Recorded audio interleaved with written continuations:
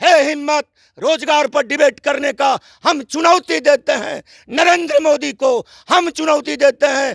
अमित शाह को पटना के ऐतिहासिक गांधी के मैदान में हमारा आम कार्यकर्ता से वो रोजगार पर, स्वास्थ्य पर, शिक्षा पर डिबेट कर कर बतला दे।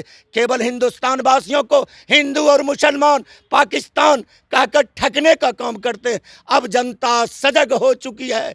अब न सहेगी जनता महंगाई की मार, ना होगी बीजेपी 400 की पार। अब की बार बीजेपी तमाम लोग जाएगा तारी का पार। महात्मा गांधी जी एक भजन गाया करते थे, जय जय रघुपति राघव राजा राम, पति के पावन सीताराम, अल्लाह ईश्वर सब ही तेरा नाम। और बराबर कहते थे, हे राम जग में हो कल्याण।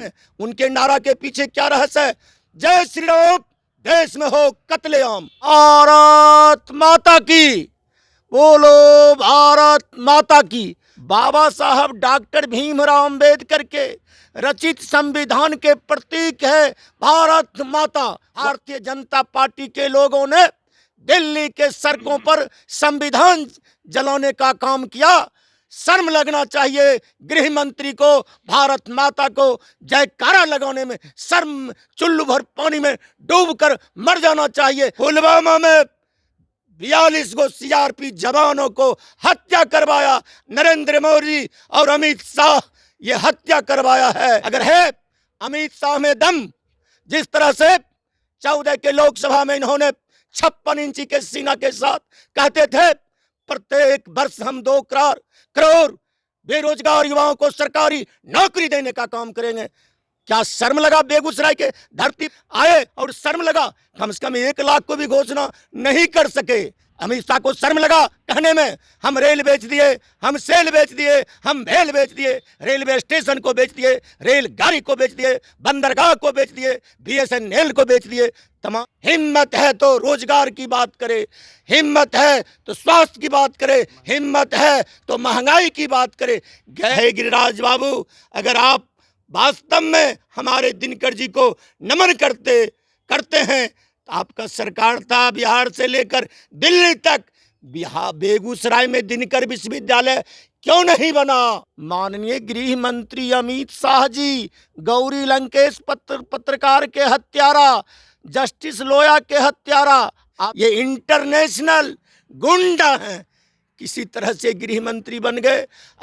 इस वक्त हमारी मौजूदगी बेगूसराय में है। बेगूसराय में 13 मई को चुनाव होना है। सियासी तापमान 7 में आसमान पे है। एक तरफ गिरिराज सिंह है और उनके प्रचार में अमित शाह बेगूसराय कल आते हैं और कहते हैं कि पिछली बार 4 लाख वोटों से जीते थे गिरिराज सिंह, इस बार 5 लाख से जीतेंगे और देश में 400 पार होगा। और भी लंबा चौड़ा उन्होंने भाषण दिया है, उसी पे बातचीत करेंगे। हमारे साथ बेगूसराय से खास मेहमान आरजेडी के जिला अध्यक्ष मोहित यादव जी हैं। सर, सबसे पहले आपका स्वागत है और गिरिराज सिंह के भाषण को कैसे देखते हैं?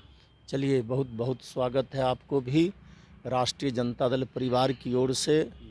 और गिरिराज बाबू का भाषण तो हम सुनबे किए हैं, लेकिन कल एक गजब मानव आए थे। कल जो एक गजब मानव का आगमन बेगूसराय की धरती पर हुआ था, जो गौरी लंकेश पत्रकार के हत्यारा, जस्टिस लोया के हत्यारा का आगमन कल बेगूसराय में हुआ।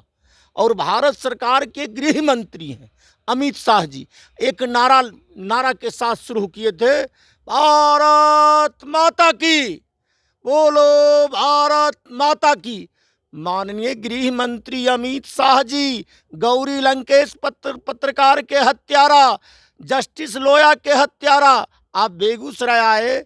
हम आपके चैनल के माध्यम से गृह मंत्री जी को पूछना चाहते हैं, बाबा साहब डॉक्टर भीमराव अंबेडकर के रचित संविधान के प्रतीक है भारत माता, वह भारतीय संविधान का प्रतीक है भारत माता का जय जयकार नारा। और सबसे पहले भारतीय जनता पार्टी के लोगों ने दिल्ली के सड़कों पर संविधान जलाने का काम किया।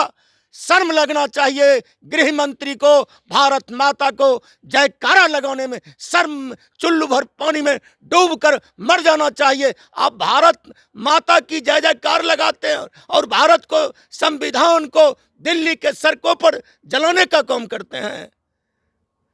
और खास करके उन्होंने जो भाषण दिया, भाषण, भगवान राम का मंदिर हमने बनाया, भगवान राम का मंदिर उन्होंने बनाया। इनके जन्म से पहले भगवान राम इस भारत में नहीं थे, इनके जन्म से पहले भगवान राम भारत में नहीं थे। सौभाग्यवश अमित शाह जी आए, भगवान राम भी आ गए और भगवान राम को लाने में एक आधा आबादी को अपेक्षित किया गया, जिस बात को आप लोगों की भी जानकारी नहीं होगा। जहां भी आप प्रतिमा देखते होंगे, अगर सनातन धर्म के मानने वाले हैं, बड़ी दुखद घटना है, बड़ी दुखद घटना है। भगवान राम के साथ महारानी सीता का प्रतिमा होना चाहिए, सेवक हनुमान का प्रतिमा होना चाहिए, भाई लक्ष्मण का भी प्रतिमा होना चाहिए। न महारानी सीता का प्रतिमा उनके साथ, न भक्त हनुमान का प्रतिमा साथ, न भाई लक्ष्मण का प्रतिमा साथ। इससे प्रतीक होता है न ये माता का है, न भाई का है, न बहनों का है। ये वास्तव में ये सब देश द्रोही गृह मंत्री भारत के हैं, ये इंटरनेशनल गुंडा हैं। किसी तरह से गृह मंत्री बन गए। अगर है अमित शाह में दम, जिस तरह से 14 के लोकसभा में इन्होंने 56 इंची के सीना के साथ कहते थे प्रत्येक वर्ष हम 2 करोड़ बेरोजगार युवाओं को सरकारी नौकरी देने का काम करेंगे। क्या शर्म लगा बेगूसराय के धरती पर आए और शर्म लगा? कम से कम 1 लाख को भी घोषणा नहीं कर सके। अगर 2 करोड़ बेरोजगार युवाओं की सरकारी नौकरी दिए तो बताबे अमित शाह बेगूसराय के नौजवानों को कैसो बेरोजगारों को नौकरी देने का काम किए। इस आदमी में हिम्मत नहीं है रोजगार देने का। हाँ, हमारे पूर्ववर्ती सरकार के बनाए हुए फैक्ट्री, प्लांटेशन, तमाम जो सरकारी संस्थानें था, चंद पूंजीपति के हाथ में बेचने का काम किया। अमित शाह को शर्म लगा कहने में, हम रेल बेच दिए, हम सेल बेच दिए, हम भेल बेच दिए, रेलवे स्टेशन को बेच दिए, रेलगाड़ी को बेच दिए, बंदरगाह को बेच दिए, BSNL को बेच दिए। तमाम चीज़ बेचने वाले वो विकास की बात कर रहे थे। पूर्ववर्ती सरकार के बनाए हुए तमाम फैक्ट्री प्लांटेशन को बेचकर इस देश के चंद पूंजी के पति के हाथ में बेचकर देश को कंगाल बनाने वाले गृह मंत्री का कल बेगूसराय में आगमन हुआ था और चिल्ला रहे थे, बोलो जय श्री राम, जय श्री राम। वास्तव में आप जानते हैं उनके नारा के पीछे क्या रहस्य है? जय श्री राम देश में हो कत्लेआम, जय श्री राम देश में हो कत्लेआम। और हम लोग उस पद्धति को मानने वाले हैं, राष्ट्रपिता महात्मा गांधी को मानने वाले हैं, जिसको भारत नहीं पूरे दुनिया हमारे राष्ट्रपिता महात्मा गांधी को के ठोट को उनके अध्ययन करता है। महात्मा गांधी को राष्ट्रपिता के रूप में लोग मानते हैं। हमारे महात्मा गांधी जी एक भजन गाया करते थे, जय जय रघुपति राघव राजा राम, पति के पावन सीताराम, अल्लाह ईश्वर सब ही तेरा नाम। और बराबर कहते थे, हे राम जग में हो कल्याण, हे राम जग का हो कल्याण। वो ये नहीं कहते थे जय श्री राम देश में हो कत्लेआम। शर्म लगना चाहिए अमित शाह को। वह 14 के लोकसभा में जो उनका घोषणा पत्र था उन्होंने काम नहीं कर सका। निजी एजेंसी रिपोर्ट दिया कि भारतीय जनता पार्टी चुनाव नहीं जीतेगी। उन्होंने पुलवामा में 42 गो CRP जवानों को हत्या करवाया। नरेंद्र मोदी और अमित शाह ये हत्या करवाया है हमारे सीआरपी का 42 को जवानों को पुलवामा में, और ये जवान को भी नहीं हुए, ये जवान का भी नहीं हुए चुनाव जीतने के लिए। और बोल रहे थे हमारी नरेंद्र मोदी की सरकार पाकिस्तानों से सीआरपी जवानों की बदला मिनटों में ले लिया। और मिनटों में कैसे ले लिया? आपको घटना को याद होगा, पठानकोट की घटना, 351 आतंकवादियों को मार गिराया। हे अमित शाह, हे इंटरनेशनल गुंडा, गौरी लंकेश के हत्यारा, जस्टिस लोया के हत्यारा, हम आपसे पूछना चाहते हैं, 351 आतंकवादी को आपने बदला स्वरूप मारा, उसमें एक भी घायल नहीं हुआ। अगर घायल हुआ तो हिंदुस्तान के अस्पताल में इलाज हुआ या पाकिस्तान के अस्पताल में? ये केवल झूठ फरेब बोलकर देश को, जनता को दिग्भ्रमित। हिम्मत है तो रोजगार की बात करे, हिम्मत है तो स्वास्थ्य की बात करे, हिम्मत है तो महंगाई की बात करे। गैस सिलेंडर हमने इतना दिया। मैं अमित शाह जी आपसे पूछना चाहते हैं, कम से कम आप इस भारत पर मेहरबान हैं तो 14 को भारत लौटा दीजिए। 400 रुपया में गैस सिलेंडर मिलता था, उसे लौटा दीजिए। आप किसानों की बात करते हैं, हम 700 में डीएपी खरीदते थे, मात्र 700 में डीएपी किसानों के लिए दिलवा दीजिए। हम दवा 25 रुपया में जो खरीदते थे अभी 155 में खरीद रहे हैं। महंगाई के विषय में काहे नहीं बोल रहे हैं? बेरोजगारी के विषय में क्यों नहीं बोल रहे हैं? बोलना चाहिए। रोजगार के विषय में क्यों नहीं बोल रहे हैं? आप चिल्ला कर 2 करोड़ युवाओं की रोजगार देंगे, शर्म लगता है बोलने में। 1 करोड़ के भी रोजगार नहीं दे पाइएगा।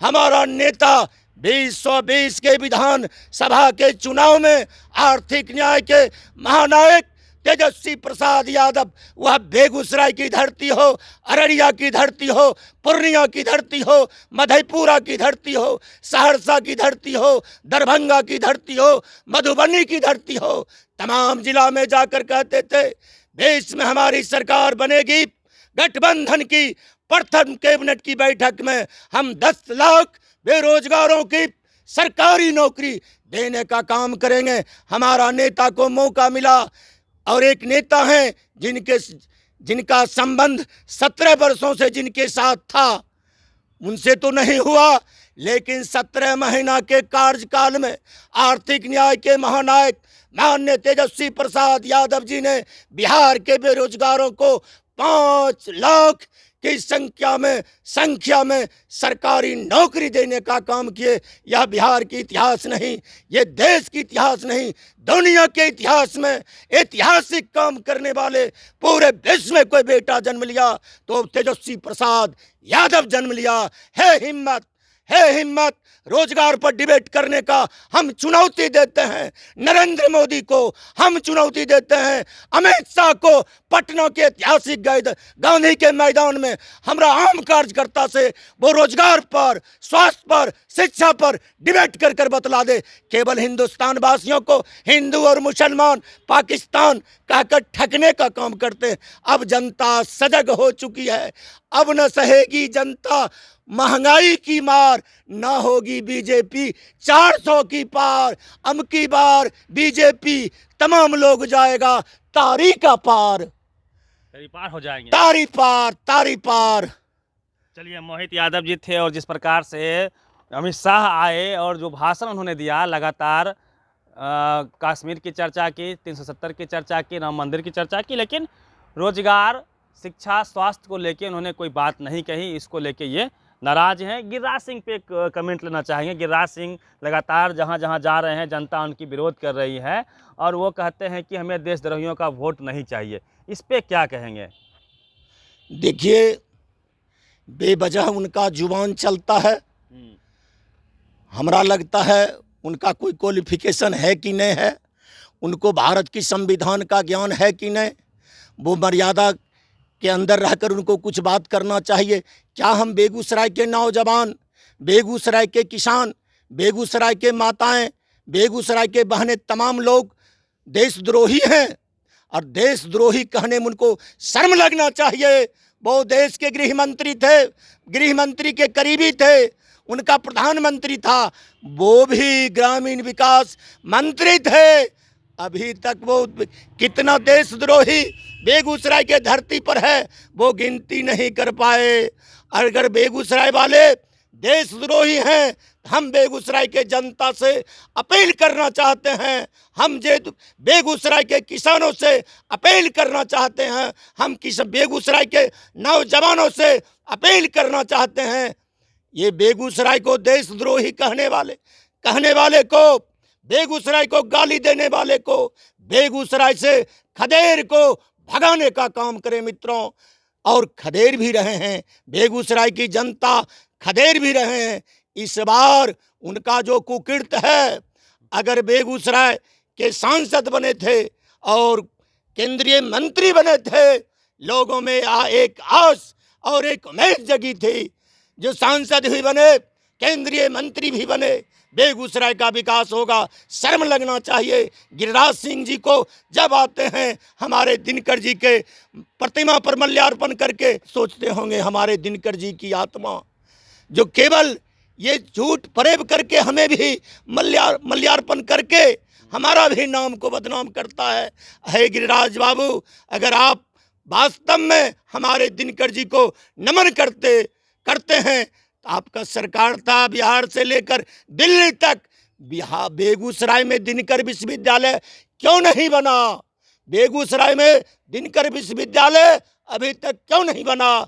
बरसों से वंचित है हमारा पक्षी बिहार, उसका विकास क्यों नहीं हुआ? और हमारे सामहो प्रखंड बेगूसराय जिला का 3 पंचायत है, आज तक बेगूसराय से खंडित है, क्यों नहीं जोड़ने का काम किए? केवल पुलिया गिनाते हैं। बेगूसराय की आबादी सामहो प्रखंड छूटा हुआ है, एक पीपा पुल भी बना देते हम पूछते अब बेगूसराय के जोड़ने का काम कर रहे हैं, जोड़ने और ये रोड बना ले तो बोल रहे हैं ना कि सिमरिया का पुल हम बनवा रहे हैं, मुंगेर का पुल बनवाया, ओवर ब्रिज बन रहे हैं बेगूसराय में, तो गिना रहे हैं वो। अरे 14 से गिना रहे हैं, आज से गिना रहे हैं, 14 में गिनाए, 19 में गिनाए और आज भी वही रट लगा रहे हैं। विकास बता दे क्या विकास हुआ है बेगूसराय जिला में, जहां शोषित वंचित दलित वर्ग के लोग हैं। गिरिराज सिंह बता दें, एक विद्यालय बना दिए हैं, एक सड़क बना दिए हैं, एक कुआं खुंदवा दिए हैं, एक चापाकल गड़वा दिए हैं, ऐसा तो वो नहीं किए हैं। लेकिन चंद ठेकेदारों के हाथ में बंद कमरे में बैठकर बेगूसराय के बेटा को गाली देने का काम किए हैं। वह किसी पार्टी का नेता हो, लेकिन बेटा बेगूसराय का है और यह गाली बर्दाश्त बेगूसराय के जनता नहीं करेगा।